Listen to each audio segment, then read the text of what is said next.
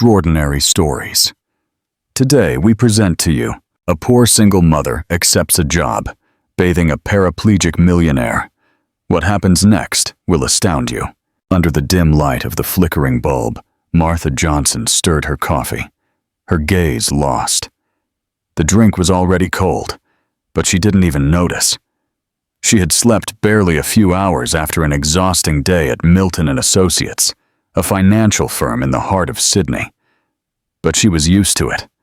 When you're a single mother, there's no room for fatigue.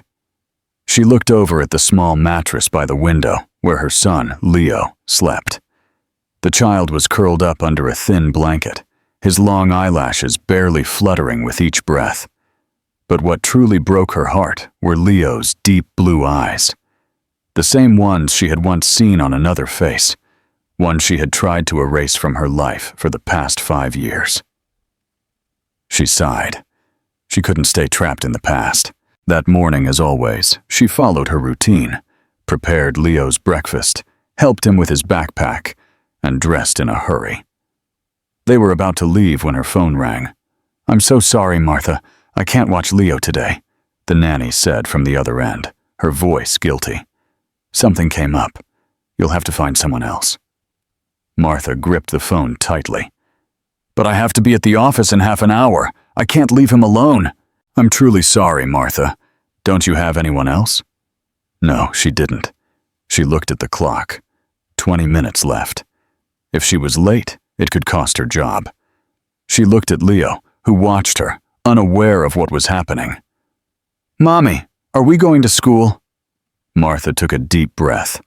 She had no alternative. She would take him with her. The Milton & Associates building was one of the tallest in Sydney's financial district. As she passed through the automatic doors, Martha felt anxiety creep up her neck. She held Leo's hand tightly as they walked through the lobby, filled with hurried executives in expensive suits.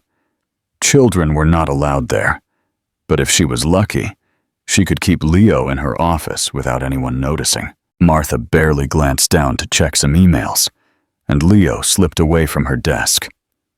"He disappeared! Leo!" Martha exclaimed in a low voice, her heart pounding.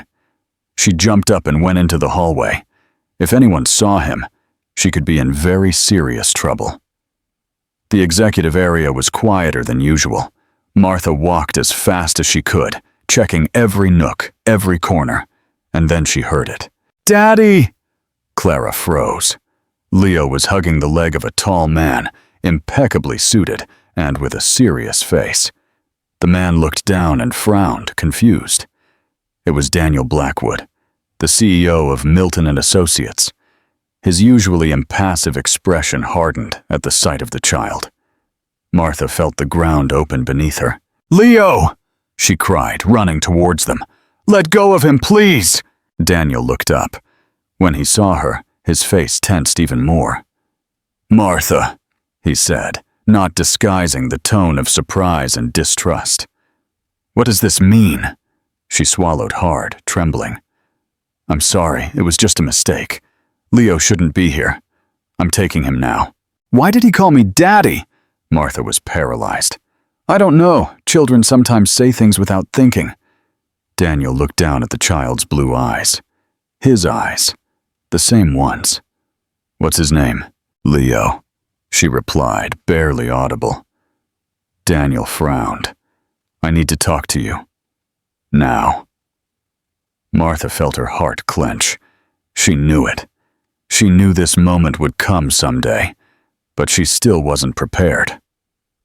Daniel looked at her intensely. "Is he mine?" She didn't answer.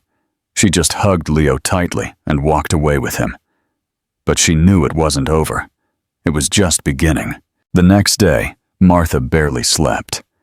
Her nerves were frayed, her mind replaying the previous day's scene over and over. Leo, running towards Daniel, hugging him so naturally, calling him Daddy. And Daniel's gaze. It wasn't just surprise. It was as if he had started fitting together pieces of a puzzle he didn't know existed. That morning, she arrived at the office with a knot in her stomach. She dropped Leo off at the emergency daycare, the only option she found in less than 12 hours, and tried to remain calm. But upon entering, her boss, in a dry voice, informed her, "Daniel wants to see you in his office, now." Martha felt her legs trembling. She rode the elevator in silence, her hands sweating. Upon reaching the executive floor, the air seemed denser, colder. She knocked twice. Daniel's firm voice told her to enter. He stood with his back to her, looking out the large window overlooking the harbor. He didn't even turn. "Close the door." Martha obeyed. The silence was thick, uncomfortable. Finally, he spoke. "How old is Leo?" Martha swallowed hard. 4. Daniel turned around. His face was unreadable, but his eyes pierced through her. 4. Exactly the time that has passed since you disappeared. "I didn't disappear," she said in a weak voice. "You left without saying anything, without leaving even a note." "I didn't know that night was going to mean anything," he replied, lowering his voice slightly. "I thought it was just a moment, something fleeting. For you, maybe. For me, it changed my whole life." Daniel took a step towards her. Martha held his gaze. "Is he mine?" Martha looked down. "No. Are you lying to me?" She didn't answer. "I'm going to get a DNA test," he said decisively. "If he's my son, I'll know." "You can't force me," Martha replied, her tone firmer than she felt. "No, but I can go the legal route." Daniel was like that. Direct. Determined. He had built an empire from scratch thanks to his ability to go after what he wanted, regardless of the consequences. Martha knew that. That's why she had been so afraid of him all these years. "I don't want my son to grow up in the middle of a battle," she said, more to herself than to him. "And I don't want to continue not knowing if I have a son," he replied, in a lower tone. The silence settled again. Martha realized she was clenching her fists. "I'm going to do whatever it takes," Daniel said at last. "If Leo is my son, I want to be in his life." "Even though you haven't looked for him in all these years," she snapped, in a tone she couldn't help. "I didn't look for him because I didn't know he existed. But now that I know, I'm not disappearing again." Martha left the office without saying anything more. She went down the stairs because she needed to move, to breathe, to think. She didn't know how she was going to face all this. Daniel Blackwood was not just any man, and now he was determined to be a father. That night, Leo asked about him. "Mommy, why did that man yesterday look like me?" Martha froze. "What do you mean?" "He had the same eyes as me." Martha swallowed hard. "Sometimes that happens, honey. There are many people with blue eyes." Leo looked at her with that disarming innocence children have. "Is he my daddy?" "No, honey. He's just someone I work with." Leo didn't say anything more. He got into his bed and hugged his favorite stuffed animal. But Martha knew the question would return. Maybe not the next day, but soon. Meanwhile, Daniel had already put his lawyers to work. One of them met with him in his office 2 days later. "If the child is yours, you can claim legal paternity, but you'll need the test. And after that, a legal process." "I don't want to take the child away from her," Daniel said. "I just want to be present. Then it's best if the mother cooperates. Otherwise, the process will be long and complicated." Daniel knew that, but he also knew he couldn't let this pass. Something inside him stirred every time he remembered Leo calling him daddy. That word, spoken so naturally, had left a mark on him. He had never thought about having children. He didn't see it in his life. But now he couldn't get the child out of his head. His gaze, his laughter, the way he hugged him. All of it haunted him. And Martha, too. Every day that passed, the situation became more difficult. Leo talked about Daniel, drew him, asked about him. One afternoon, Daniel went to the park where Martha used to take Leo after work. He appeared without warning. Martha saw him approach with a firm step, dressed in his usual suit, but without a tie. His shirt slightly unbuttoned. He seemed less cold, less distant. Leo saw him and ran towards him. "Daddy!" Martha closed her eyes tightly. Daniel knelt and hugged him. "Hello, champ," he said, with a sincere smile. They spent the afternoon together. Martha watched them from the bench, her heart breaking. She knew she couldn't keep them apart for much longer. But she was also afraid that Daniel, with all his power and resources, would eventually take her away from her own son. When night fell, Daniel approached her. "We need to talk." "I know. I don't want to fight, Martha." "Then don't force me to hand him over. I don't want to take him from you. I just want to be a part of his life. What if you disappear later? I won't. How can I trust you? Give me a chance." She looked at him, unsure, and for the first time in a long time, she saw something different in him. It wasn't just determination.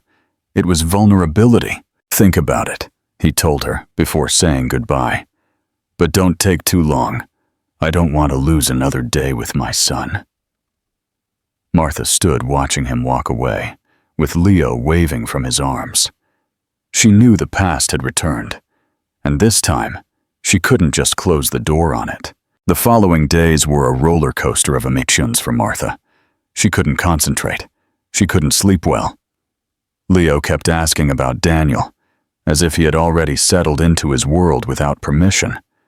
Sometimes he would call out to him from his room, not knowing he wasn't nearby. Other times, he would draw things for when Daddy comes to see them. And Daniel delivered. He would go to the park, pick him up from daycare some days, and although Martha initially objected, Leo would jump with joy every time he saw him. Little by little, Daniel began to occupy a place in their routines. One Friday afternoon, Martha returned from work and found a note taped to the door. It was from Daniel. "I went to pick up Leo from daycare. He asked to go with me. We'll be at the park, as usual. If you can, come." She read it over and over. She didn't know whether to be angry or grateful. She took a deep breath, changed her shoes, and went. When she arrived, she saw them sitting on a bench. Leo was telling Daniel something, his hands gesturing wildly, a huge smile on his face. Daniel listened attentively, even laughing. Leo was showing him a drawing. "Look, this is you, this is me, and this is Mom. We're a family." Martha felt a lump in her throat. Daniel looked up and saw her. He stood up immediately. "Hello. I didn't mean to take him without letting you know, but Leo insisted." "I know," she said, without emotion. "He always insists." There was an awkward silence for a moment. Then Leo ran towards her. "Mommy, Daddy bought me ice cream and helped me with my drawing. Did you see it?" Martha stroked his hair. "Yes, I saw it. It's very beautiful. Can we have dinner together? All three of us." Daniel leaned in slightly. "We can, if your mom agrees." Martha looked at him, her arms crossed. "Where?" "Not far. A quiet place. I promise it's nothing weird." Reluctantly, she accepted. Not for Daniel, but for Leo, who wouldn't stop insisting. They went to a small pizzeria on a nearby street. Leo sat between them, as if it were the most normal thing in the world. And for the first time in years, Martha shared a meal with Daniel without feeling tense. He talked about his childhood, about how his mother had been abandoned by his father, about how that made him reserved, distrustful, about why he fled that night. "I didn't know how to handle what I felt," Daniel said, looking at his glass of water. "It was easier to leave, to pretend nothing happened. But I never forgot it, Martha. Never." She didn't respond. She just glanced at him. Leo interrupted the conversation, talking about a new toy he wanted. Daniel promised him they would look for it together. Martha frowned. "I don't want you to get him used to everything being solved with gifts." "I know," Daniel replied. I'm not here to be the kind of father who shows up with a bag of toys and then disappears. I want to be a real part of his life. That night, returning home, Martha felt strangely confused. Something in Daniel had changed. He was no longer just the successful, cold, and arrogant man. Now there was warmth, even vulnerability. And Leo adored him. But Martha was still afraid. Afraid that all of it was temporary.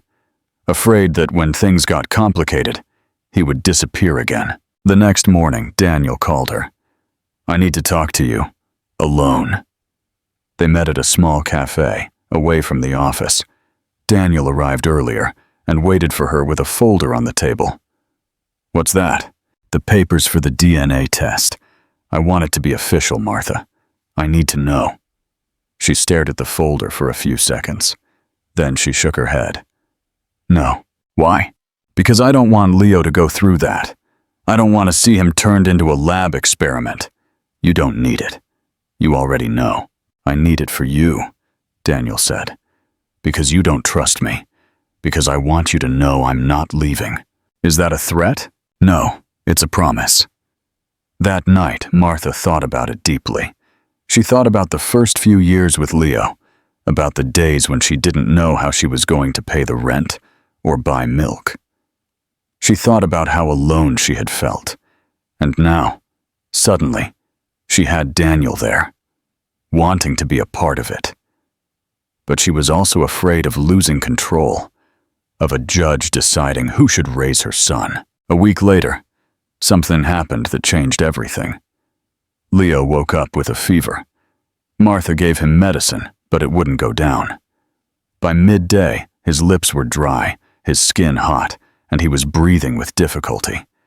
She panicked. She called an ambulance. They told her there was a delay. Martha hung up and, without a second thought, dialed Daniel. Where are you? At the office. What's wrong? Leo is very ill. I can't wait for the ambulance. I'm on my way. In less than 10 minutes, Daniel was at the daycare door. His face was a mask of contained fury. He spoke to each of the caregivers, one by one, but the answers were vague, blurry. No one knew anything concrete. Only that Leo had left, holding the hand of a man he himself seemed to recognize. Martha was on the verge of collapse. What if they took him to hurt him? No. Daniel held her shoulders. Don't think like that. We're going to find him.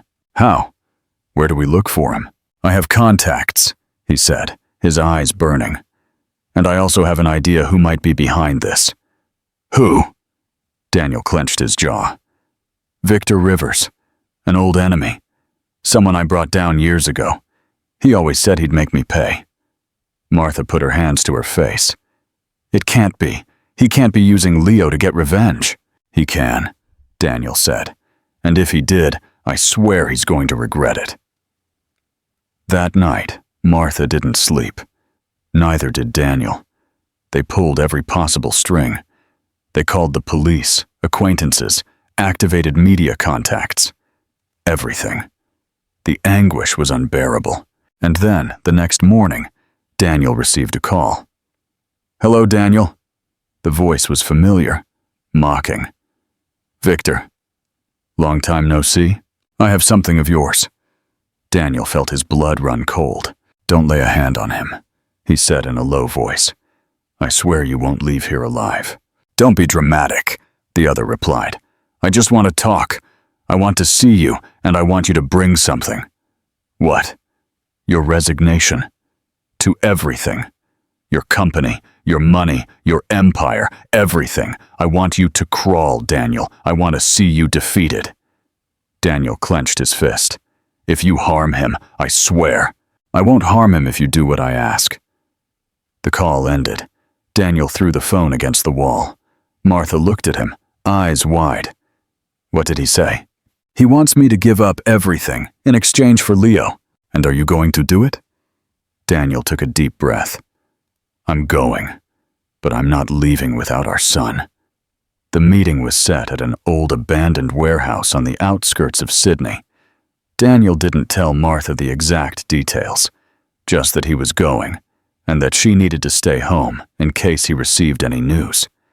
But she wasn't willing to wait idly. "I'm coming with you," she told him, arms crossed, her gaze firm. "It's too dangerous. He's our son, Daniel. Don't ask me to sit idly by." They argued. They cried. They yelled. But in the end, he understood it was pointless to refuse. "All right, but don't stray from me for a second," he warned. The night was dark, humid, with a dense air that felt sticky on the skin. The warehouse was a shell of rusted iron and crumbling concrete. Martha and Daniel arrived in an unmarked car with its lights off as they approached. As they stopped, Daniel opened the door slowly. His hands were trembling, but his eyes shone with determination. Martha was breathing with difficulty. Every step they took felt like walking on glass. "Are you sure about this?" she whispered. "The only thing I'm sure of is that I'm not leaving without Leo." Upon entering, a single light hung from the ceiling, swaying slightly, casting long shadows in all directions. In the middle of the space, a figure waited. Victor Rivers, dressed in black, his face etched with hatred. "Well, well, well," he said sarcastically. "The great Daniel Blackwood in person. Where's my son?" "Patience. First, what I asked for." Daniel pulled an envelope from inside his jacket. "Here's my resignation. Signed. Everything you asked for. Now hand him over." Victor took it and reviewed it with a twisted smile.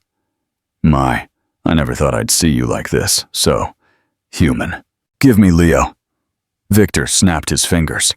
A younger man appeared from the back, leading Leo by the hand.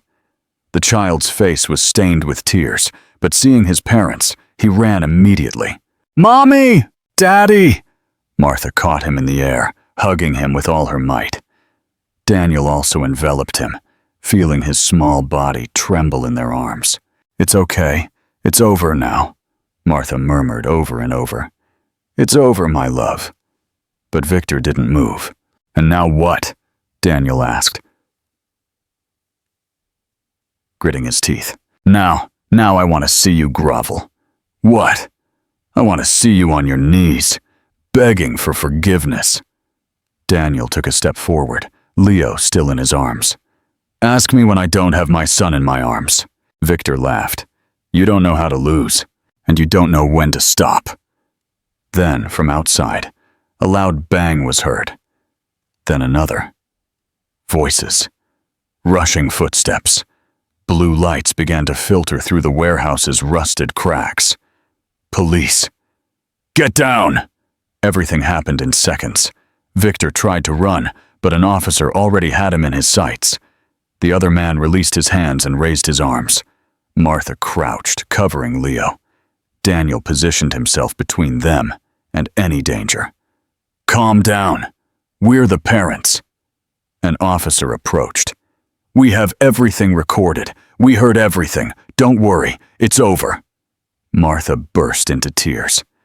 Daniel fell to his knees, not letting go of his son. The tension of hours, of days, exploded like a knot, suddenly released. Leo was sobbing, but no longer from fear, but from relief he was safe. A few minutes later, Victor was handcuffed and led to the patrol car, still cursing under his breath. "You haven't won, Blackwood. This isn't over here." But no one was listening to him anymore. At the hospital, they checked Leo. He was fine, dehydrated, a little pale, but no injuries. He just wanted to sleep and for his mom to sing to him softly. Martha didn't leave his side for a second. Neither did Daniel. That night, while the child slept, Martha and Daniel stayed in silence by the bed. There was nothing more to say. There was pain, anger, exhaustion, but also a sense of having survived together. "I swear it will never happen again," he murmured. Martha took his hand. "I know." After he was discharged, they spent several days at home. Daniel didn't go back to the office. He canceled meetings, delegated responsibilities. He just wanted to be with his son. And with Martha. One Friday afternoon, the three of them went for a walk by the harbor. Leo skipped between them, with renewed energy. Martha and Daniel followed closely, chatting without tension. "I thought I would never be able to breathe peacefully again," she said. "And I thought I would never stop being afraid of failing as a father," he admitted. "You're not failing." "Really?" "Yes. You have no idea how much Leo has changed since you've been here." Daniel smiled. "And you?" Martha looked at him. "Me too." That night, when Leo was asleep, Martha and Daniel sat on the balcony, with a blanket over their legs and 2 cups of hot tea. "I want us to live together," he said suddenly. "All 3 of us, as a family." Martha was silent, not from surprise, but because the idea had crossed her mind more than once. "Are you sure?" "More than ever. What if it doesn't work? Then we'll talk about it. But I want to try, Martha. I want to wake up every morning and see both of you." She looked down with a faint smile. "Give me time, all the time you need." And they stayed like that, without speaking, watching the city lights reflect on the water. The following weeks were different. Daniel kept coming every day, but now there was a lightness in his gestures. He helped with breakfast, took Leo to school, even went to the market with Martha. He was no longer a visitor. He was part of the routine. One Saturday afternoon, Martha came out of the bathroom and found a small box on the table. Opening it, a gleaming ring took her breath away. Daniel approached from the kitchen. "I wasn't going to do it like this, but Leo said he couldn't wait any longer." "What?" "Yes, I showed him the ring. He insisted I give it to you today." She let out a nervous laugh. "And you do everything he tells you?" "In this case, yes." Martha looked at him, her eyes glistening. "Are you proposing to me?" "Yes. Not because I think that will fix everything, but because I don't want you to pass another day alone. Another day thinking you're alone in this. Because I want to do everything with you. From now on. Forever." Leo poked his head out from the hallway. "Say yes, Mommy." Martha laughed through her tears. "Yes, yes, I do." Daniel approached and hugged her tightly. Leo ran into their arms too, forming a warm, tight, perfect embrace among the 3 of them. That night, there were no elegant dinners or fireworks. Just pizza, an animated movie, and the 3 of them on the sofa, sharing a blanket. And Martha knew that, after all, she finally had a home. Let's play another game for those who only check the comments section. Type the word carrot in the comments. Those who made it this far will get the joke. Now, let's continue with the story. Months passed, and Martha's life changed more than she ever imagined. Suddenly, she no longer woke up every morning with anxiety about paying bills or wondering who would watch Leo. Daniel was there, not just as a father, but as a partner. The move was simple. Daniel found a cozy house in a quiet neighborhood near the sea, with a large yard for Leo to run in. It wasn't a mansion, though he could afford one. It was a home designed for the 3 of them. Martha took her time unpacking everything, not because she had many things, but because she was still processing the idea of living with Daniel. For years, she had only had him as a memory. Now, he was her daily reality. Daniel, for his part, seemed like a different man. He woke up early, prepared breakfast with Leo, took him to school, and even learned to make pancakes, although more than once they ended up burned. Martha watched them from the kitchen doorway, wondering how he had changed so much in such a short time. "What are you looking at?" he would ask her with a smile. "I'm just checking if this isn't a dream," she would say, half joking. "If it is, then stay asleep with me," he would reply, hugging her from behind. One afternoon, while Martha was washing dishes, Leo approached her with a piece of paper in his hand. "Mommy, I drew a picture." She dried her hands with a towel and took it.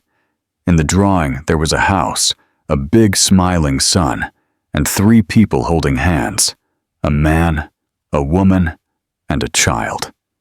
Above them, a huge heart. "Who are they?" Martha asked, though she already knew. "Us," he said proudly, "our family." Martha hugged him so tightly that Leo complained.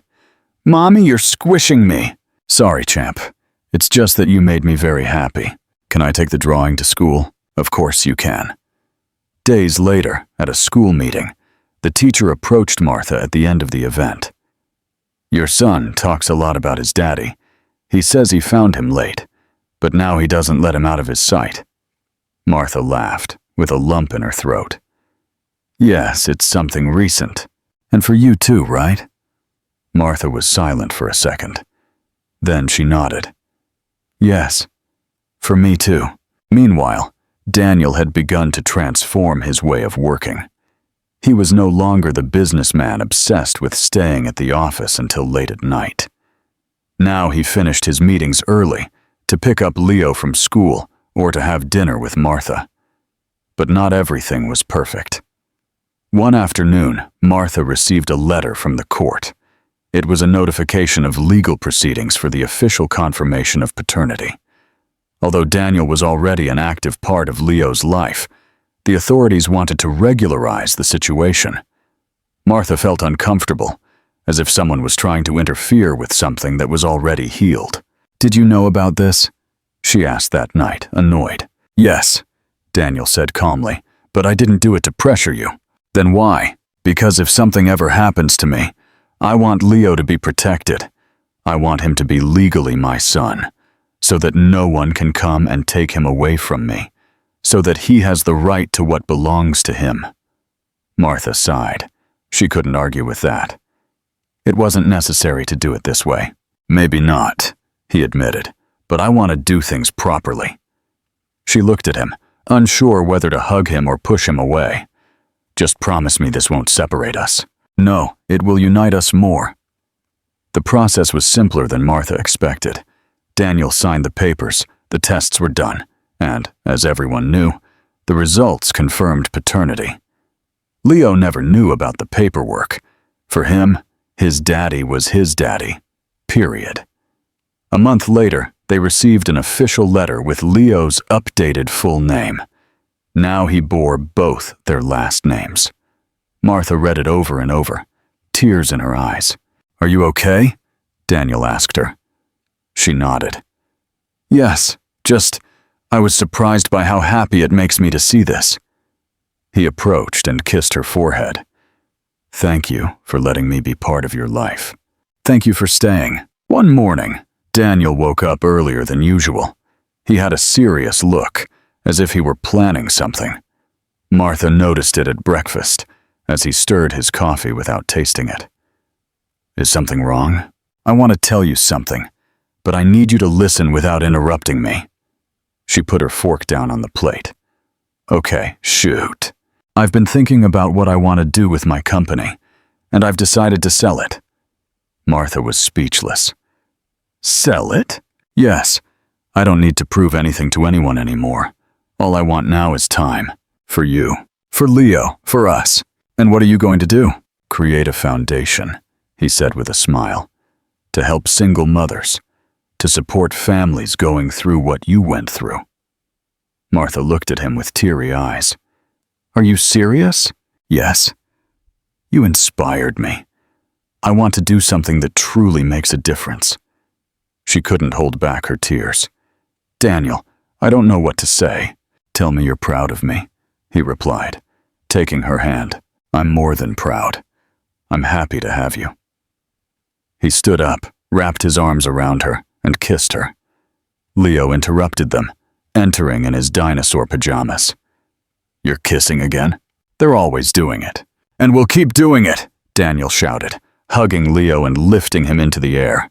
"Daddy, no! You're tickling me." "That's the plan." Martha watched them, laughing, her heart full. The foundation's inauguration was a simple but emotional event. Martha was at the front, alongside Daniel and Leo, who cut the ribbon together. Several local media outlets covered the event. Daniel spoke of his transformation, of how love changed his vision of life. He mentioned Martha without going into detail, but everyone understood that she was the driving force behind this new direction. After the event, back home, Martha poured him a glass of wine, and they sat on the patio while Leo slept. "Do you think this will last forever?" she asked. "I have no doubt. What if we argue one day?" "We'll argue, but we'll also reconcile. What if I get tired? Then we'll rest together." She rested her head on his shoulder. "I'm happy. Me too." And in that warm silence, under the starry Sydney sky, they knew the path hadn't been easy, but it had led them exactly where they were meant to be. Time passed without Martha realizing it. Between Leo's school, the foundation's commitments, and the small daily moments, days began to fill with a normalcy she had never imagined possible. Leo was no longer the quiet child who sometimes clung to his backpack as if it were a shield. Now he spoke freely, asked questions all the time, and every time Daniel crossed the threshold, he would run towards him as if he were a superhero. Because in reality, that's what he was to him, his hero. One afternoon, as Martha was folding laundry, Leo appeared in the doorway with a crumpled piece of paper in his hand. "Mommy?" "Yes, my love. Can I ask you something?" Of course. The child climbed onto the bed and sat cross-legged. "Why wasn't Daddy with me from the beginning?" The question caught her by surprise. She froze with a folded t-shirt in her hands. Leo looked at her with curiosity, not anger, just wanting to understand. "Well," Martha began, sitting beside him, "sometimes adults make mistakes, things we don't know how to handle well, and that's what happened with your daddy and me. But that doesn't mean he doesn't love you with all his heart. He just arrived a little later." Leo nodded slowly. Then he held out the paper. "I wrote something for him. Can I read it to him?" "Of course you can." That night, after dinner, Leo took his paper and stood in front of Daniel, who watched him with a huge smile, having no idea what was coming. "Daddy, I wrote this at school. It's a project about important people, but I didn't want to talk about an astronaut or a soccer player. I wanted to talk about you." Daniel blinked. Martha settled into her chair, holding back her emotion. Leo began to read aloud. "My favorite person is my daddy. He wasn't always with me, but when he arrived, he made me the happiest boy in the world. He takes me to the park, he listens to me, and he tells me I'm brave. My daddy has blue eyes and a smile he only uses with me. He doesn't need a cape to be my hero, because he already is. And even though he didn't teach me to walk, he's teaching me not to be afraid. I love him very much." The end. Clara couldn't help but let a few tears escape. Daniel was speechless. He just knelt down and hugged Leo, pressing him tightly to his chest. "I love you, champ," he murmured. "Thank you for giving me this chance." That night, Martha hugged him as he stared at the ceiling from bed, still moved. "Did you ever imagine he'd write something like that for you?" "Never," he replied. "I didn't even imagine having a life like this. And what do you think of it?" Daniel turned his face towards her and smiled. "It's the best thing that's ever happened to me." One day, Martha received an unexpected message. It was an invitation to give a talk at a local university about her experience as a single mother and now as part of the Foundation's project. At first, she thought about declining. She didn't like spotlights or public speaking. But Daniel encouraged her. "You have a story that can help many people.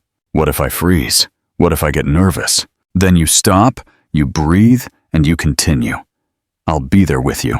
Are you serious? I wouldn't miss it for the world." And so it was. On the day of the event, Martha stood in front of the microphone, her hands trembling. In the audience, beside students, Daniel and Leo sat in the front row, with a handmade banner that read, "Go, Mom."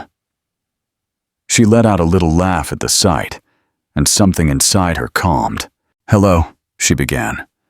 "My name is Martha, and 5 years ago, I thought my life was over. I found myself alone, without finishing university, with a baby in my arms and not knowing where to start. I felt fear, sadness, anger, but I also found strengths I didn't know I had."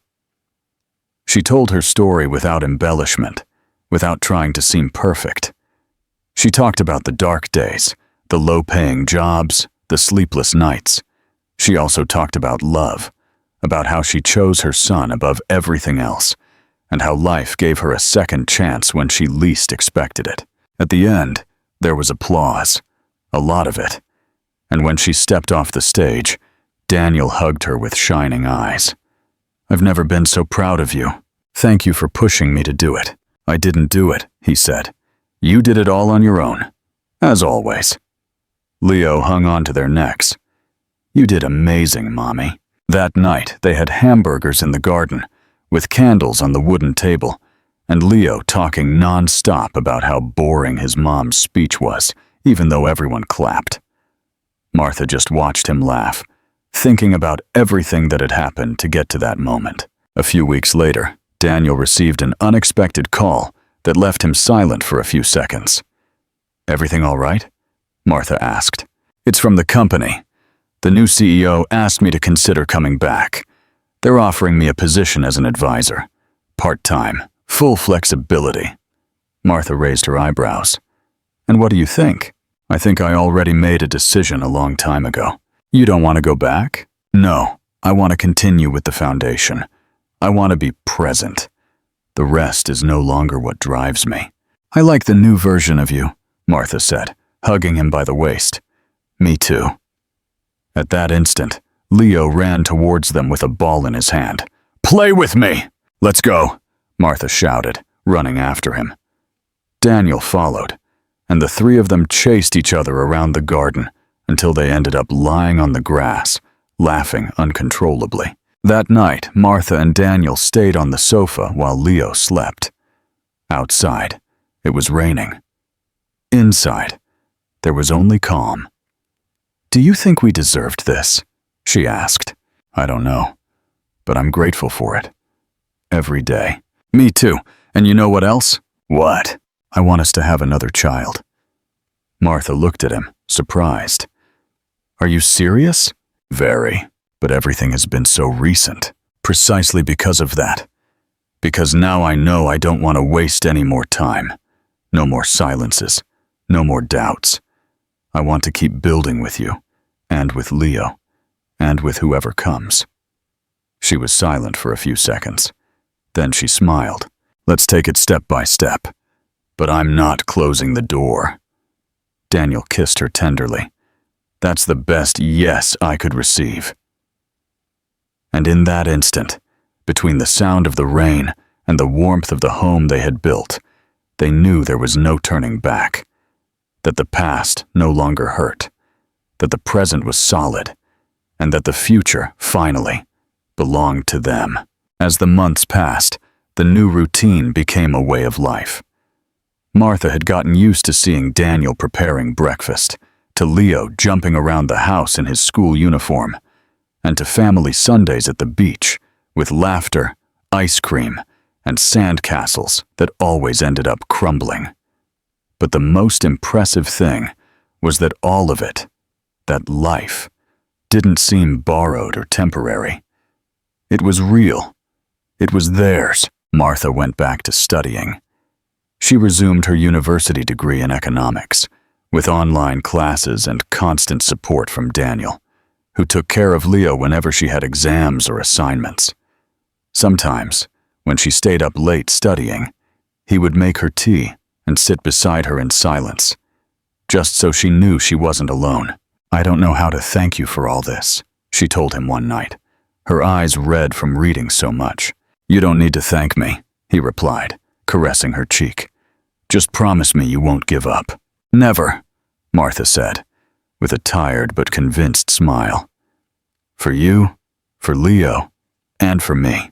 On one of those study days, Martha received a call from Leo's school. He had been chosen to represent his class at a school event, a short speech in front of the parents. Daniel didn't let anyone else approach the microphone with a camera. He recorded everything from the front row. "Hello, I'm Leo," the child said, nervous but firm. "Today I want to talk about what it means to have a family. I have a mom who takes care of me and loves me very much, and I also have a dad who found me when I needed him most. Sometimes family doesn't start perfect, but it's built, and mine is the best there is." There was huge applause. Daniel looked at Martha with tears in his eyes. Martha squeezed his hand tightly. They said nothing. There was no need to. One Saturday morning, as they had toast and orange juice for breakfast, Leo dropped a bombshell. "Mommy, when am I going to have a little brother or sister?" Martha choked. "What?" Daniel burst out laughing. "Where did you get that idea? Everyone at school has siblings, and I want one to play with and teach my stuff." Martha looked at him, still surprised. Daniel, on the other hand, smiled, as if he had been waiting for that moment. "Well," he said, lowering his voice, "that depends on your mom." Leo turned to her with a pleading face. "Yes, Mommy?" Martha sighed, amused, and shrugged. "We'll think about it, okay?" "Yes," Leo shouted, jumping in his chair. "I already have to make room in my room." "Calm down, champ," Daniel laughed. "No one's on the way yet." But Martha looked at him with a raised eyebrow, and he understood perfectly. There was hope, and also willingness. A month later, Martha presented her thesis. It was an important moment, full of nerves and pride. Daniel was there, with a bouquet of flowers, and Leo carried a handmade banner that read, "My mom is the best economist in the world." When the committee gave her the final approval, Martha let out a laugh that had been stuck in her throat for years. She had started over, from scratch. She had raised a child alone. She had forgiven, loved, and learned to trust again. And now, she had finished what she started. Daniel hugged her so tightly he almost took her breath away. "You're incredible," he whispered. "I wouldn't have done it without you," she replied. "Yes, you would have, but I'm glad I was there." Leo squeezed into the middle of the hug. "And now what? Are we going on vacation?" "Good idea," Daniel said. "How about we celebrate at the beach, and we'll eat pizza?" Martha hugged them both. "As long as we're together, it can be pizza, hamburgers, or whatever. Everything tastes like heaven with you." That summer, they traveled along the Australian coast. From Dharambarambe, they swam in the white sand beaches and ate at small restaurants where the food tasted heavenly. Leo discovered snorkeling, and Daniel discovered he couldn't say no to anything his son asked for. One night, under a sky full of stars, Martha and Daniel sat in silence on the terrace of the cabin they had rented. Leo slept inside, exhausted from running around so much. "Do you remember the first time you saw him?" she asked. "Yes. He ran to me and called me Daddy without a second thought, and you turned white. I felt the world stop. My soul almost fell to the ground." They laughed. "And now?" Martha asked. "Now I can only give thanks for that day. If it hadn't happened, perhaps we would still be separated, and I would have missed all this." Martha took his hand. "We won't be separated again. Never." He kissed her slowly, with the calm of someone who no longer flees from what he feels. Upon returning from vacation, Martha began working as a consultant for the same foundation that she and Daniel had promoted. She helped women in vulnerable situations, shared her experience, and gave talks in communities that needed guidance and support. Her story inspired, not because it was dramatic, but because it was real.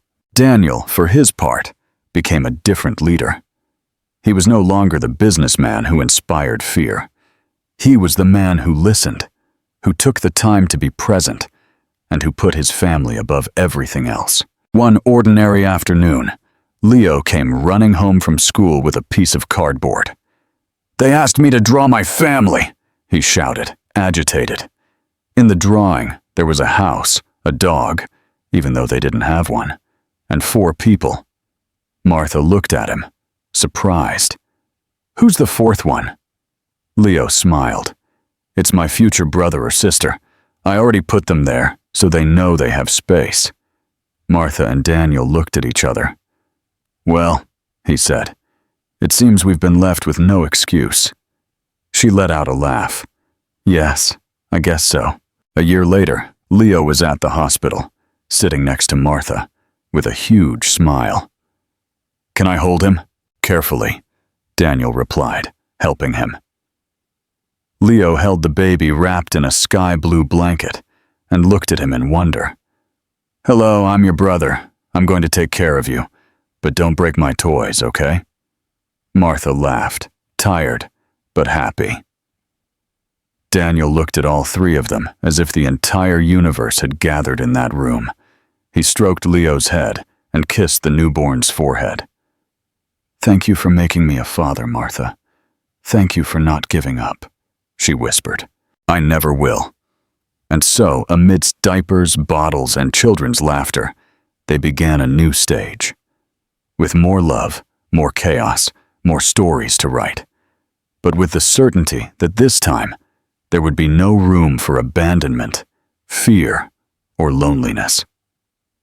It had started with an unexpected encounter, with a child hugging a stranger and calling him daddy. But it ended with a complete family, a home full of life, and a future that promised to be even better. Because when love is chosen, there is no mistake that cannot be forgiven, no distance that cannot be traveled. If this story touched your heart, don't forget to like the video, subscribe to the channel, and leave us your comment. Do you also believe in second chances? We'll read you. See you in the next video.